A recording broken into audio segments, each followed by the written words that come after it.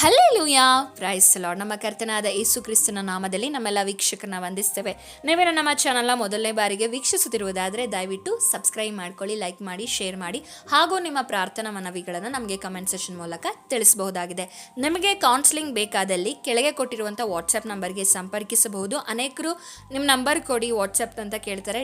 ಕೆಳಗಡೆ ಡಿಸ್ಕ್ರಿಪ್ಷನ್ ಅಂತ ಇರುತ್ತೆ, ಅಲ್ಲಿ ನಿಮಗೆ ವಾಟ್ಸಪ್ ನಂಬರ್ ಅಂತ ಅಲ್ಲಿ ಮೆನ್ಷನ್ ಆಗಿದೆ. ದಯವಿಟ್ಟು ನೀವು ಅದನ್ನು ತೆಗೆದುಕೊಂಡು ನೀವು ನಮ್ಮನ್ನು ಸಂಪರ್ಕಿಸಬಹುದಾಗಿದೆ. ಇವತ್ತಿನ ನಮ್ಮ ಸಂದೇಶ ಭಾಗ ಯಾವುದಾಗಿದೆ ಅಂದರೆ, ಯಾಕಾಗಿ ನಮಗೆ ಕಂಟಿನ್ಯೂಸ್ ಆಗಿ ನಿರಂತರವಾಗಿ ಪ್ರಾರ್ಥನೆಯನ್ನು ಮಾಡ್ಲಿಕ್ಕೆ ಆಗ್ತಾ ಇಲ್ಲ, ಎಲ್ಲಿ ನಾವು ಸೋತು ಹೋಗ್ತಾ ಇದ್ದೀವಿ, ಎಲ್ಲಿ ನಾವು ನಮ್ಮ ಪ್ರಾರ್ಥನಾ ಜೀವಿತದಲ್ಲಿ ಬಳಲಿ ಹೋಗ್ತಾ ಇದ್ದೇವೆ, ಯಾಕೆ ನನಗೆ ಪ್ರಾರ್ಥನೆಯನ್ನು ಮಾಡ್ಲಿಕ್ಕೆ ಆಗ್ತಾ ಇಲ್ಲ, ಅದಕ್ಕೆ ಕಾರಣಗಳೇನು, ಇದರಿಂದ ಹೇಗೆ ಹೊರಗೆ ಬರಬೇಕು ಎಂದು ನಾವಿವತ್ತು ಧ್ಯಾನಿಸೋಣ.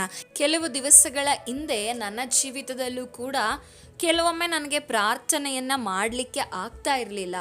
ಯಾಕೆ ಪ್ರಾರ್ಥನೆಯನ್ನು ಮಾಡಲಿಕ್ಕೆ ಆಗ್ತಾ ಇಲ್ಲ ಅಂತ ನಾನು ಕಾರಣಗಳನ್ನು ಹುಡುಕುವಾಗ ನನ್ನ ಜೀವಿತದಲ್ಲಿ ನಾನು ಕಲಿತುಕೊಂಡಂತಹ ಕೆಲವೊಂದು ಅಂಶಗಳನ್ನು ದೇವರ ವಾಕ್ಯದ ಮೂಲಕ ನಾವಿವತ್ತು ಧ್ಯಾನಿಸೋಣ. ಈ ಸಂದೇಶವನ್ನು ಪ್ರಾರಂಭಿಸುವುದಕ್ಕಿಂತ ಮುಂಚೆ ಒಂದು ಚಿಕ್ಕ ಪ್ರಾರ್ಥನೆ. ಪರಿಶುದ್ಧನೂ ಅತ್ಯುನ್ನತನೂ ಆಗಿರುವ ತಂದೆಯಾದ ದೇವರೇ, ನಿನ್ನ ನಾಮಕ್ಕೆ ಸ್ತೋತ್ರವಾಗಲಿ. ಪರಿಶುದ್ಧಾತ್ಮನ ಈ ಸಮಯದಲ್ಲಿ ದೇವರ ವಾಕ್ಯವನ್ನು ಹೇಳುವಾಗ ಮಾತನಾಡುವುದು ನಾನಲ್ಲ, ನನ್ನ ಸ್ವಂತ ಬುದ್ಧಿ ಜ್ಞಾನದಿಂದಲ್ಲ.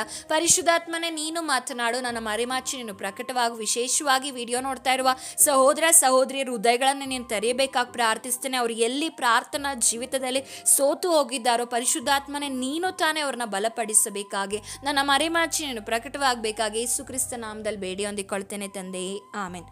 ಕೆಲವು ಬಾರಿ ನಮಗೆ ಪ್ರಾರ್ಥನೆಯನ್ನು ಮಾಡುವಂತಹ ಆಸಕ್ತಿ ಮತ್ತು ಆಸೆ, ಡಿಸೈರ್ ನಮಗಿರುತ್ತೆ, ಆದರೆ ನಮಗೆ ಪ್ರಾರ್ಥನೆಯನ್ನು ಮಾಡಲಿಕ್ಕೆ ಆಗ್ತಾ ಇರೋದಿಲ್ಲ. ಎಷ್ಟೋ ಜನ ಹೇಳ್ತಾರೆ, ನನಗೆ ಪ್ರಾರ್ಥನೆ ಮಾಡೋಕ್ಕಾಗ್ತಾ ಇಲ್ಲ. ಏನು ಕಾರಣ ಗೊತ್ತಿಲ್ಲ, ಬರೀ ಮನಸ್ಸಿನಲ್ಲಿ ಏನೋ ಒಂಥರ ವೇದನೆ, ಏನೋ ಒಂಥರ ಮನಸ್ಸು ಭಾರ, ಪ್ರಾರ್ಥನೆ ಮಾಡಲು ನನಗೆ ಆಸಕ್ತಿ ಬರ್ತಾ ಇಲ್ಲ, ವಾಕ್ಯ ಓದೋದಕ್ಕೂ ಆಸಕ್ತಿ ಬರ್ತಾ ಇಲ್ಲ, ಆತ್ಮಿಕ ಕಾರ್ಯಗಳನ್ನು ಮಾಡಲಿಕ್ಕೆ ಅಥವಾ ಸಭೆಗೆ ಹೋಗಲಿಕ್ಕೆ ಯಾವುದಕ್ಕೂ ನನಗೆ ಯಾವುದರಲ್ಲೂ ಆಸಕ್ತಿ ಬರ್ತಾ ಇಲ್ಲ ಅಂತ ಅನೇಕ ಸಲ ನಿಮ್ಮಲ್ಲಿ ಸೋತು ಹೋಗಿ ನೀವು ಇಂಥ ಒಂದು ಪ್ರಶ್ನೆಯನ್ನು ಎದುರಿಸ್ತಾ ಇರ್ಬೋದು. ಪ್ರೀತಿಯ ಸಹೋದರ ಸಹೋದರಿಯರೇ, ಕೆಲವೊಂದು ಕಾರಣಗಳು ನಮಗೆ ಯಾಕೆ ಪ್ರಾರ್ಥನೆ ಮಾಡಲಿಕ್ಕೆ ಆಗೋದಿಲ್ಲ ಅಂದರೆ, ಮೊದಲನೇದಾಗಿ ಓವರ್ ಥಿಂಕಿಂಗ್ ಅಂದರೆ ಅತಿಯಾದ ಚಿಂತೆ ಮಾಡುವುದು ನಮ್ಮ ಪ್ರಾರ್ಥನಾ ಜೀವಿತಕ್ಕೆ ಅಡ್ಡಿಯಾಗಿದೆ. ನಮ್ಮ ಪ್ರಾರ್ಥನೆಯನ್ನು ಮಾಡಲಿಕ್ಕೆ ಈ ಓವರ್ ಥಿಂಕಿಂಗ್ ಖಂಡಿತವಾಗಿಯೂ ಬಿಡೋದಿಲ್ಲ. ಎರಡನೇದಾಗಿ ಡಿಪ್ರೆಷನ್, ಮಾನಸಿಕ ಖಿನ್ನತೆ. ಈ ಮಾನಸಿಕ ಖಿನ್ನತೆಗೆ ಒಳಗಾದಾಗ ನಿಜವಾಗಿಯೂ ಏನನ್ನ ಮಾಡಲಿಕ್ಕೂ, ಕೆಲವೊಮ್ಮೆ ಊಟ ಮಾಡಲಿಕ್ಕಾಗಲಿ ಅಥವಾ ನಮ್ಮ ಒಂದು ಸ್ಥಳದಿಂದ ಎದ್ದು ಆಚೆ ಹೋಗ್ಲಿಕ್ಕೂ ಕೂಡ ನಮಗೆ ಬಲವಿಲ್ಲದೆ ಮಾನಸಿಕವಾದಂತಹ ಖಿನ್ನತೆಗೆ ಒಳಗಾಗಿ ನಾವು ಒಂದು ಕಡೆಯಲ್ಲಿ ಸೋತಂಥ ಪರಿಸ್ಥಿತಿಯಲ್ಲಿ ಕೂರ್ತೇವೆ. ಹಾಗೆ ಮೂರನೇದಾಗಿ, ಯಾವಾಗ ನಾವು ಪ್ರಾರ್ಥಿಸ್ತೇವೆ ಆದರೆ ನಮಗೆ ಉತ್ತರ ಸಿಕ್ಕೋದಿಲ್ಲ, ಆಗ ನಾವು ಪ್ರಾರ್ಥನೆಗಳನ್ನು ಮಾಡೋದನ್ನು ನಿಲ್ಲಿಸಿ ಬಿಡ್ತೇವೆ. ಯಾವಾಗ ನಮ್ಮ ಪ್ರಾರ್ಥನೆಗೆ ಉತ್ತರವನ್ನು ನಾವು ನಿರೀಕ್ಷಿಸಿದ ಸಮಯದಲ್ಲಿ ನಮಗೆ ಸಿಗೋದಿಲ್ವೋ ಆಗ ನಾವು ಸೋತು ಹೋಗ್ಬಿಡ್ತೇವೆ, ಆಗ ನಾವು ಪ್ರಾರ್ಥನೆಯನ್ನು ಮಾಡೋದನ್ನು ನಿಲ್ಲಿಸಿ ಬಿಡ್ತೇವೆ. ಸೊ ಇವತ್ತು ನಾವು ಈ ಕಾರಣಗಳನ್ನು ತಿಳಿದುಕೊಂಡು ಹೇಗೆ ಇದರಿಂದ ಹೊರಗೆ ಬರಬೇಕು, ಯಾರು ನಮಗೆ ಇದರಿಂದ ಹೊರಬರಲು ಸಹಾಯ ಮಾಡ್ತಾರೆ ಎಂದು ನಾವು ಧ್ಯಾನಿಸೋಣ. ಮೊದಲನೇದಾಗಿ ಓವರ್ ಥಿಂಕಿಂಗ್, ಅತಿಯಾದ ಚಿಂತನೆ ಮಾಡೋದು. ಯಾವುದರ ಕುರಿತಾಗಿ ಅಂದರೆ, ಫ್ಯೂಚರ್ನ ಕುರಿತಾಗಿ ಆಗಿರ್ಬೋದು, ಅಥವಾ ನಿಮ್ಮ ಜೀವಿತದಲ್ಲಿ ಸೈತಾನನು ಇಲ್ಲ ಸಲ್ಲದ ಭಯಗಳನ್ನು ತಂದು ಹಾಕಿ ಅಪನಂಬಿಕೆಯನ್ನು ಹುಟ್ಟಿಸಿ ಒಂದು ವಿಷಯವನ್ನು ಕುರಿತು, ಒಂದು ಕಾರ್ಯವನ್ನು ಕುರಿತು ಅತಿಯಾಗಿ ಚಿಂತಿಸೋದು. ಈ ಚಿಂತನೆ ನಿಮ್ಮನ್ನು ಮಾನಸಿಕ ಖಿನ್ನತೆಗೆ ಒಳಪಡಿಸುತ್ತೆ. ಎಲ್ಲದರ ಮೇಲಿನ ಆಸಕ್ತಿಯನ್ನು ನಿಮ್ಮಲ್ಲಿ ಏನು ಮಾಡ್ತದೆ ಅಂದರೆ ಕುಂದಿಸಲು ಪ್ರಾರಂಭಿಸ್ತದೆ. ಊಟ ಮಾಡೋಕ್ಕೂ ಆಸಕ್ತಿ ಬರಲ್ಲ, ಪ್ರಾರ್ಥನೆ ಮಾಡೋಕ್ಕೆ ಆಸಕ್ತಿ ಬರಲ್ಲ, ಒಬ್ರ ಹತ್ರ ಮಾತನಾಡ್ಲಿಕ್ಕೆ ಆಸಕ್ತಿ ಬರಲ್ಲ, ಏನು ನೋಡಿದ್ರು ಬೇಸರ, ಏನು ನೋಡಿದ್ರು ಕೆಲವೊಮ್ಮೆ ಕೋಪ, ಏನು ನೋಡಿದ್ರು ನಮ್ಮ ಮೇಲೆ ನಮಗೆ ಜಿಗುಪ್ಸೆ, ಯಾಕಾಗಿ ನಾವು ಬದುಕಿದ್ದೇವೆ, ಈ ಜೀವಿತದ ಅರ್ಥವೇನು ಅಂತ ಅನೇಕ ಸಲ ನಮ್ಮ ಈ ಓವರ್ ಥಿಂಕಿಂಗಿಂದ ನಮಗೆ ಇಂಥ ಆಲೋಚನೆಗಳು ನಮ್ಮ ಮನಸ್ಸಿನಲ್ಲಿ, ನಮ್ಮ ಜೀವಿತದಲ್ಲಿ ಬರ್ತದೆ. ಕೆಲವೊಮ್ಮೆ ನಮ್ಮ ಆರೋಗ್ಯದ ಕುರಿತಾಗಿ ಓವರ್ ಥಿಂಕಿಂಗ್ ಆಗಿರ್ಬೋದು, ಅಥವಾ ನಮ್ಮ ಭವಿಷ್ಯದ ಕುರಿತಾಗಿ, ಮಕ್ಕಳ ಕುರಿತಾಗಿ, ಸಂಸಾರದ ಕುರಿತಾಗಿ, ಗಂಡನ ಕುರಿತಾಗಿ, ಹೆಂಡತಿಯ ಕುರಿತಾಗಿ, ಹೀಗೆ ಕೆಲಸದ ಕುರಿತಾಗಿ, ನಾವು ಮಾಡುವ ಬಿಸ್ನೆಸ್ ಕಾರ್ಯಗಳ ಕುರಿತಾಗಿ, ಹೀಗೆ ಓವರ್ ಥಿಂಕಿಂಗ್ ಮಾಡಿ ಏನಾಗ್ತೇವೆ ಅಂದರೆ ಅನೇಕ ಸಲ ಮಾನಸಿಕ ಖಿನ್ನತೆಗೆ ಒಳಗಾಗ್ತೇವೆ. ಇನ್ನು ಕೆಲವರು ಹೇಗೆ ಓವರ್ ಥಿಂಕಿಂಗ್ ಒಳಗಾಗ್ತಾರೆ, ಅತಿಯಾದ ಚಿಂತನೆ ಯಾವಾಗ ಒಳಗಾಗ್ತಾರೆ ಅಂದರೆ ಅವರು ಮಾಡದೇ ಇರುವ ತಪ್ಪಿಗೆ ಅವರ ಮೇಲೆ ಇಲ್ಲಸಲ್ಲದ ಅಪಮಾನಗಳು ಬರುವಾಗ, ಅವಮಾನಗಳು ಬರುವಾಗ ಅವ್ರು ಏನು ಮಾಡ್ತಾರೆ ಅಂದರೆ ಅದರ ಕುರಿತಾಗಿ ಯೋಚನೆ ಮಾಡಿ ಅವರು ಖಿನ್ನತೆಗೆ ಒಳಗಾಗೋದನ್ನು ಕಾಣ್ತೇವೆ. ಯಾಕೆ ಇವ್ರು ನನಗೆ ಹೀಗಂದ್ರು, ನಾನೇನು ತಪ್ಪು ಮಾಡಿಲ್ಲ, ನಾನು ಸರಿಯಾಗಿದ್ದೇನೆ, ಅದಾಗಿಯೂ ಸಹ ಯಾಕೆ ಇವ್ರು ನನಗೆ ಹೀಗಂದ್ರು ಅಂತ ಹಗಲು ರಾತ್ರಿ ಕೆಲವೊಮ್ಮೆ ನಿದ್ರೆಗಳೇ ಬರೋದಿಲ್ಲ. ಈ ಚಿಂತನೆಗಳನ್ನು ಮಾಡುವಾಗ ನಿದ್ರೆ ಬರೋದಿಲ್ಲ, ಆರೋಗ್ಯ ಸಮಸ್ಯೆ ಆಗ್ತದೆ. ಹಾಗೂ ಯಾವುದರ ಕುರಿತಾಗಿಯೂ ಕೂಡ ಮನಸ್ಸಿನಲ್ಲಿ ಬೇಸರಿಕೆ, ಎಲ್ಲವೂ ಬೇಸರಿಕೆ, ಪ್ರಸಂಗಿ ಹೇಳುವ ಹಾಗೆ ಎಲ್ಲವೂ ವ್ಯರ್ಥವೇ ವ್ಯರ್ಥ ಅಂತ ಈ ಓವರ್ ಥಿಂಕಿಂಗ್ ನಾವು ಮಾಡುವಾಗ ಏನಾಗ್ತದೆ ಅಂದರೆ ನಮ್ಮ ಜೀವಿತದಲ್ಲಿ ಉಂಟಾಗ್ತದೆ. ಕೆಲವೊಮ್ಮೆ ನಿಮ್ಮ ಗಂಡನೇ ನಿಮಗೆ ಇನ್ಸಲ್ಟ್ ಮಾಡಿರ್ಬೋದು, ನಿಮ್ಮ ಹೆಂಡತಿಯೇ ಮಾಡಿರ್ಬೋದು, ನಿಮ್ಮ ಮಕ್ಕಳಿಂದ ಆಗಿರ್ಬೋದು, ಕೆಲಸದ ಸ್ಥಳಗಳಲ್ಲಿ ಹಾಗೂ ನಿಮ್ಮ ಸಭೆಯಲ್ಲಿ ನಿಮಗೆ ಆತ್ಮೀಯರು, ನಿಮ್ಮ ಸ್ನೇಹಿತರು ಅನ್ನಿಸಿಕೊಂಡವರು, ನಿಮ್ಮ ಕುಟುಂಬಸ್ಥರಿಂದ ನಿಮಗೆ ಅವಮಾನ ಉಂಟಾಗಿರ್ಬೋದು.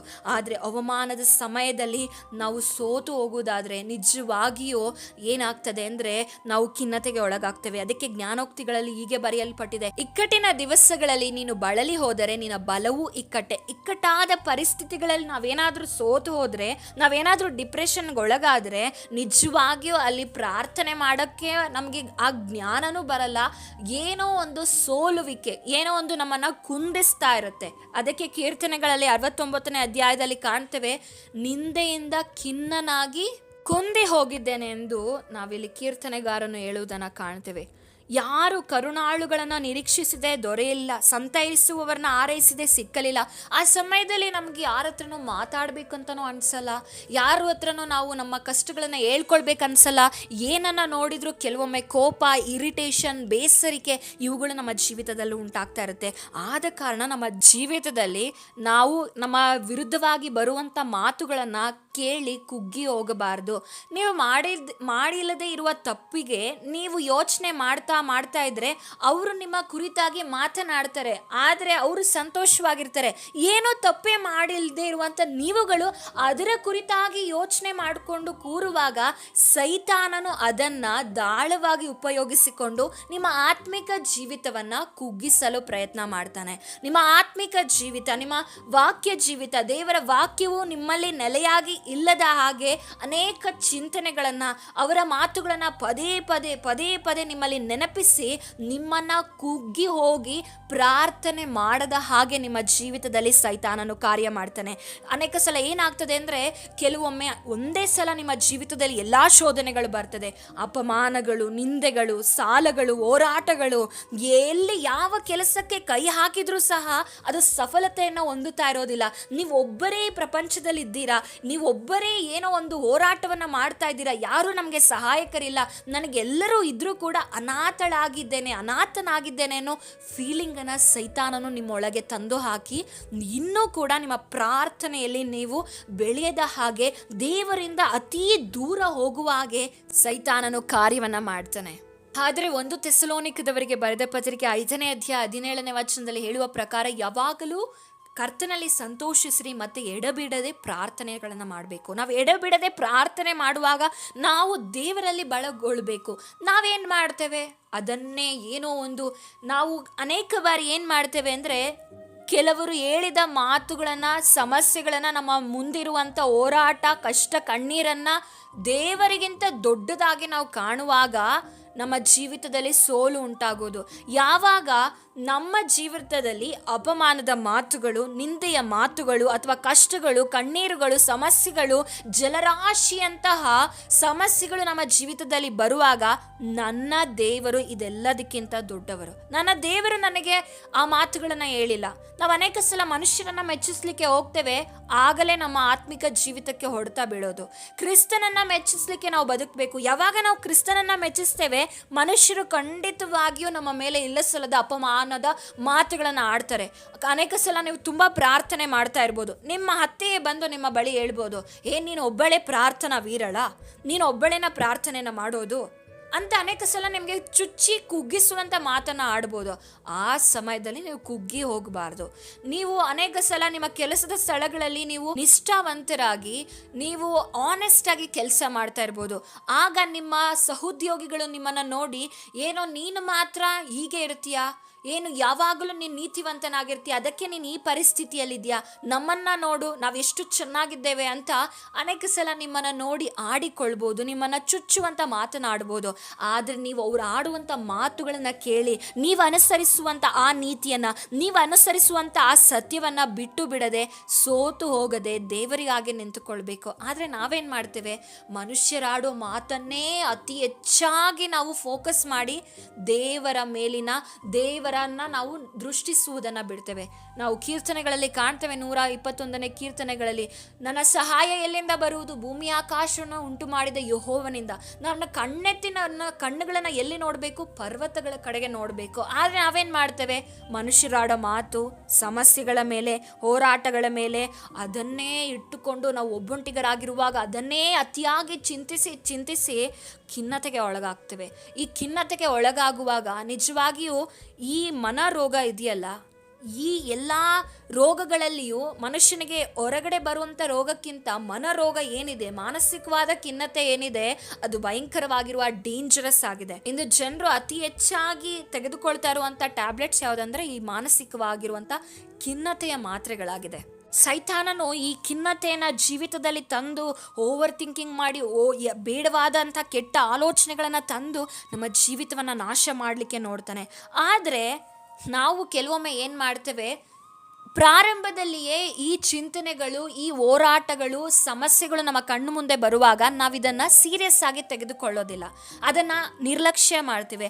ಆದರೆ ದಯಮಾಡಿ ನೀವಿದನ್ನು ಸುಲಭವಾಗಿ ತೆಗೆದುಕೊಳ್ಬೇಡಿ, ಈಸಿಯಾಗಿ ತೆಗೆದುಕೊಳ್ಬೇಡಿ.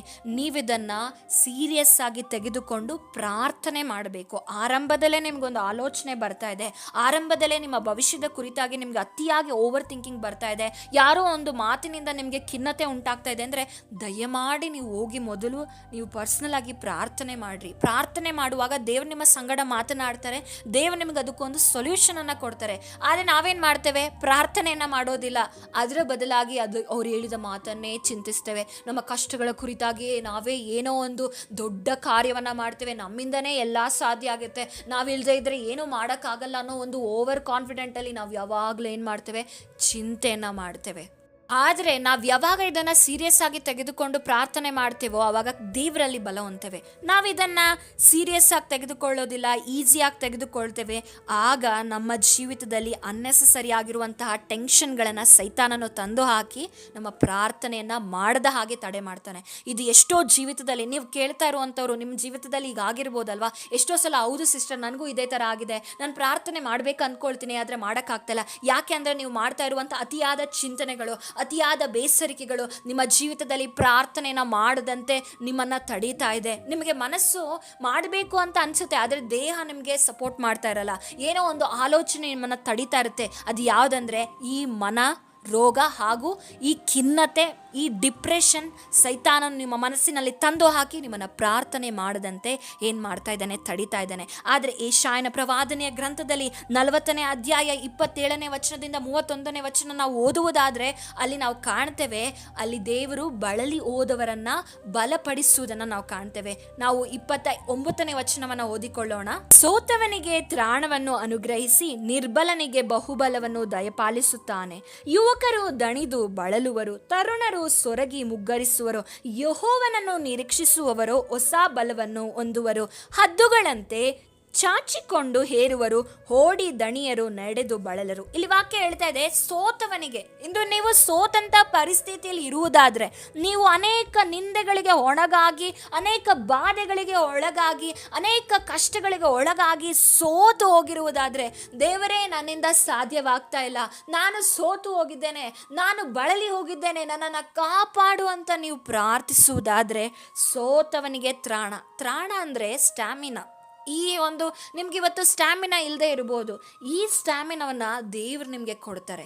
ಯಾವಾಗ ನಾವು ನಾವು ದೇವರಲ್ಲಿ ನಮಗೆ ತ್ರಾಣ ಸಿಗುತ್ತದೋ ಆಗ ನಾವು ಬಲವನ್ನು ಹೊಂದಲಿಕ್ಕೆ ಸಾಧ್ಯ ಆಗ್ತದೆ. ದೇವ್ರ ವಾಕ್ಯ ಹೇಳ್ತಿದೆ, ನಿರ್ಬಲನಿಗೆ ಬಹುಬಲವನ್ನು ದಯಪಾಲಿಸ್ತೇನೆ.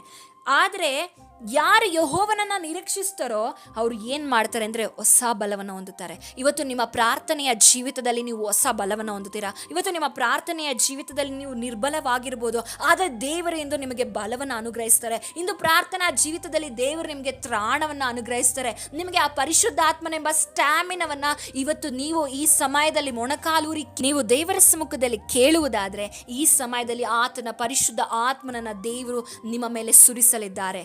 ಯಾಕೆಂದ್ರೆ ವಾಕ್ಯ ಹೇಳ್ತದೆ, ಅಪೊಸ್ತಲ ಕೃತ್ಯಗಳಲ್ಲಿ 2ನೇ ಅಧ್ಯಾಯ 17ನೇ ವಚನದಲ್ಲಿ ಕಾಣ್ತೇವೆ, ಕಡೆಯ ದಿವಸಗಳಲ್ಲಿ ನಾನು ಎಲ್ಲ ಮನುಷ್ಯರ ಮೇಲೆ ನನ್ನ ಆತ್ಮವನ್ನು ಸುರಿಸುವೆನು. ಕಡೆಯ ದಿವಸಗಳಲ್ಲಿ, ಇದು ಕಡೆಯ ದಿವಸ ಆಗಿದೆ. ಈ ಸಮಯದಲ್ಲಿ ನಾವು ಸೋತಂಥ ಸಮಯದಲ್ಲಿ, ನಾವು ಬಳಲಿ ಹೋದಂಥ ಸಮಯದಲ್ಲಿ ನಮಗೆ ಬಲ ಕೊಡುವರು ಯಾರಂದರೆ ಪವಿತ್ರಾತ್ಮನೆಂಬ ತ್ರಾಣ ನಮಗೆ ಬೇಕು. ಆ ತ್ರಾಣ ನಮಗಿರುವಾಗ ಮಾತ್ರವೇ ಈ ಲೋಕದಲ್ಲಿ ನಾವು ಜಯಿಸಲಿಕ್ಕೆ ಸಾಧ್ಯ ಆಗೋದು.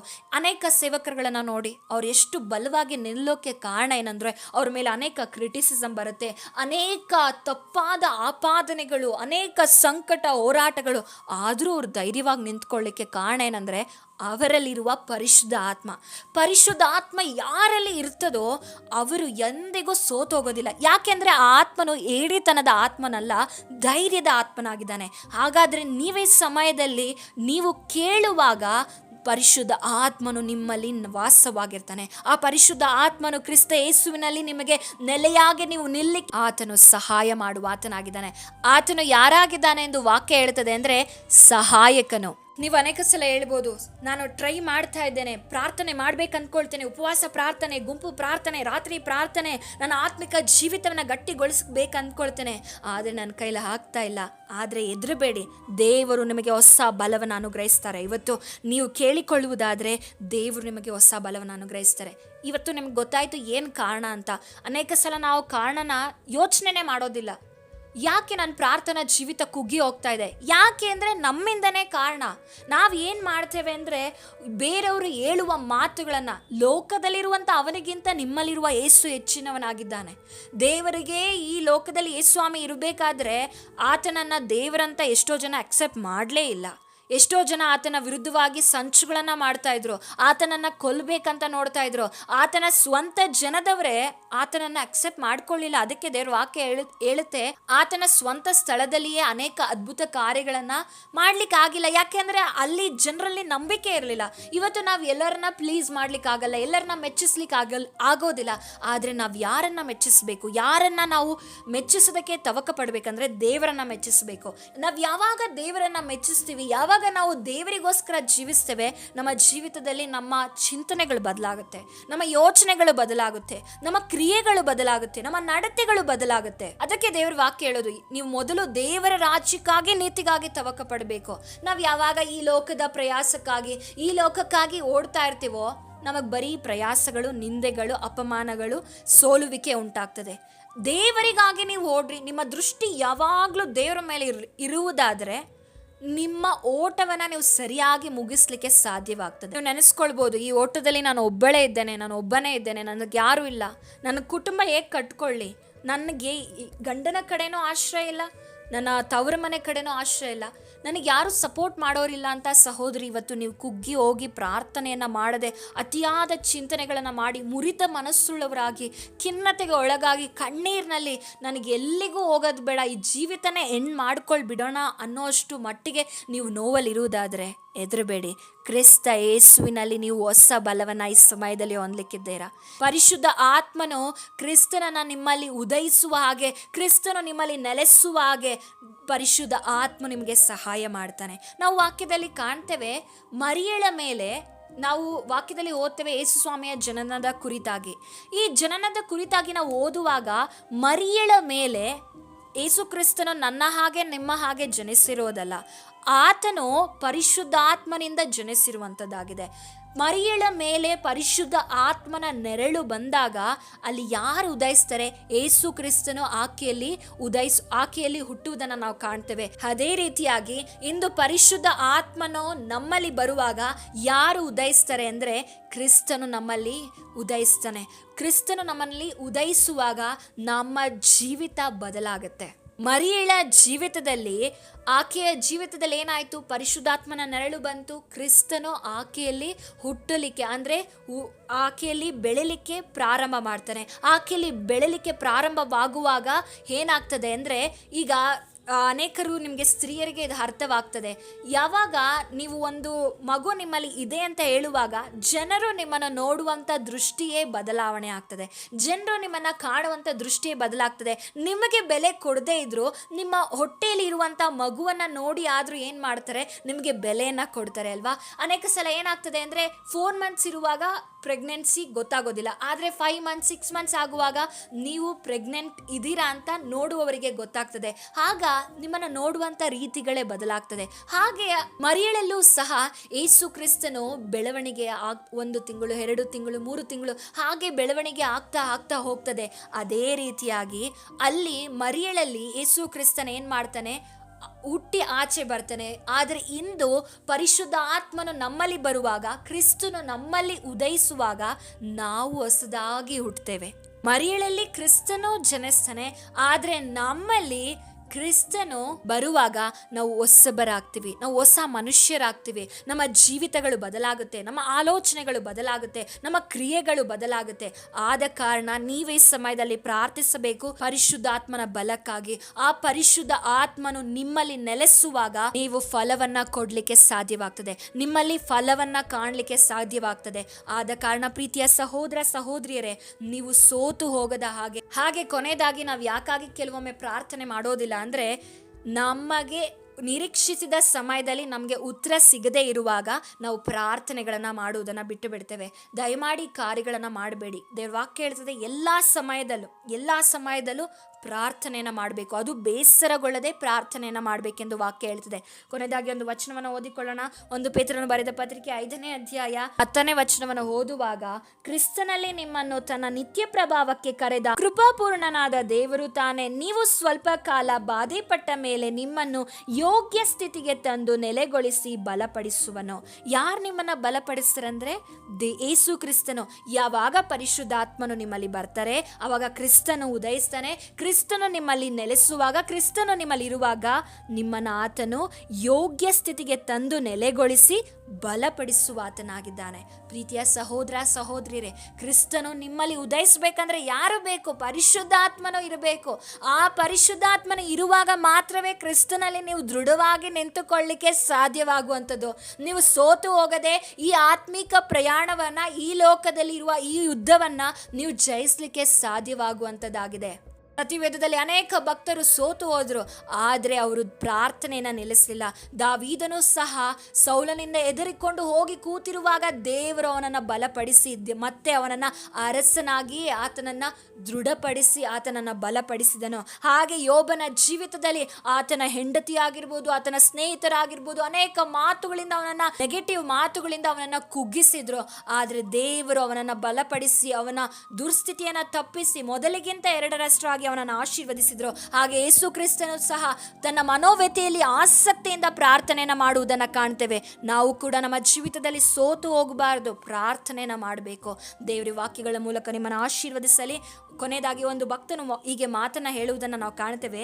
When prayer becomes your habit, miracle becomes your lifestyle. Never give up on your prayers no matter what comes your way. ಅಂದರೆ ನಿಮ್ಮ ಜೀವಿತದಲ್ಲಿ ಯಾವಾಗ ಪ್ರಾರ್ಥನೆಯೋ ನಿಮಗೆ ಅಭ್ಯಾಸವಾಗ್ತದೋ ಅದ್ಭುತಗಳು ನಿಮ್ಮ ಜೀವನದ ಶೈಲಿ ಆಗ್ತದೆ. ಹಾಗೆ ಯಾವುದೇ ಕಾರಣಕ್ಕೂ ನೀವು ಪ್ರಾರ್ಥನಾ ಜೀವಿತವನ್ನು ಬಿಟ್ಟು ಕೊಡಬೇಡಿ, ಸೋತು ಹೋಗಬೇಡಿ. ನಿಮ್ಮ ಜೀವಿತದಲ್ಲಿ ಯಾವುದೇ ಕಷ್ಟಗಳು ಬಂದರೂ ಸಹ ಬಿಟ್ಟು ಕೊಡಬೇಡಿ ಎಂದು ಭಕ್ತನ ಹೇಳುವುದನ್ನು ಕಾಣ್ತೇವೆ. ಸೊ ದೇವರ ವಾಕ್ಯಗಳ ಮೂಲಕ ಆಶೀರ್ವದಿಸಲಿ. ಪ್ರಾರ್ಥಿಸೋಣವ. ಪರಿಶುದ್ಧನ ಅತ್ಯುನ್ನತನೂ ಆಗಿರುವ ತಂದೆಯಾದ ದೇವರೇ, ಇವತ್ತು ನಾವು ಒಳ್ಳೆಯ ದೇವರೇ ಸಂದೇಶವನ್ನು ಕೇಳಲಿಕ್ಕೆ ಕೊಟ್ಟಂತ ನಿನ್ನ ಕೃಪೆಗಾಗಿ ಸ್ತೋತ್ರ. ದೇವರು ಯಾರ್ಯಾರು ಪ್ರಾರ್ಥನಾ ಜೀವಿತದಲ್ಲಿ ಸೋತು ಹೋಗಿದ್ದಾರೋ ಅವರ ಪ್ರಾರ್ಥನಾ ಜೀವಿತಕ್ಕೆ ವಿರುದ್ಧವಾಗಿ ಹೋರಾಡುವ ಕಾರ್ಯಗಳು ಯೇಸುವಿನ ನಾಮದಲ್ಲಿ ದೇವರೇ ನೀನು ಮುರಿಯಲ್ಪಡಲಿ. ಅವರ ಜೀವಿತದಲ್ಲಿ ಬೇಡವಾದ ಆಲೋಚನೆಯನ್ನು ತಂದು ಹಾಕುವ ಸೈತಾನನ ಕಾರ್ಯಗಳು ಮುರಿಯಲ್ಪಡಬೇಕಾಗಿ ಕೇಳ್ಕೊಳ್ತೀವಿ. ರಾಜ, ನೀನು ಬಲಪಡಿಸು ದೇವರೇ. ನಿನ್ನ ವಾಕ್ಯದ ಮೂಲಕ ನಮ್ಮನ್ನು ಬಲಪಡಿಸಿದ್ದಕ್ಕಾಗಿ ಸ್ತೋತ್ರ. ನನ್ನನ್ನು ದೇವರೇ, ಇಲ್ಲಿರುವ ಪ್ರತಿಯೊಂದು ಸಹೋದರ ಸಹೋದರಿಯರನ್ನ ದೇವರೇ ಅಪ್ಪ, ಅವರ ಆತ್ಮಿಕ ಜೀವಿತನನ್ನು ಗಟ್ಟಿಗೊಳಿಸಬೇಕಾಗಿ, ಪ್ರಾರ್ಥನಾ ಜೀವಿತನ ಗಟ್ಟಿಗೊಳಿಸಬೇಕಾಗಿ, ನಿನ್ನಲ್ಲಿ ಬೇರೂರಿ ಬೆಳೀಲಿಕ್ಕೆ ಸಹಾಯ ಮಾಡಬೇಕಾಗಿ ಎಲ್ಲವನ್ನೇ ನಿಮ್ಮ ಕರಕೊಪ್ಪಿಸಿಕೊಡ್ತಾ ಯೇಸು ಕ್ರಿಸ್ತನ ನಾಮದಲ್ಲಿ ಬೇಡಿ ಹೊಂದಿಕೊಳ್ತೇನೆ ತಂದೆ. Amen. Thanks for watching. God bless you.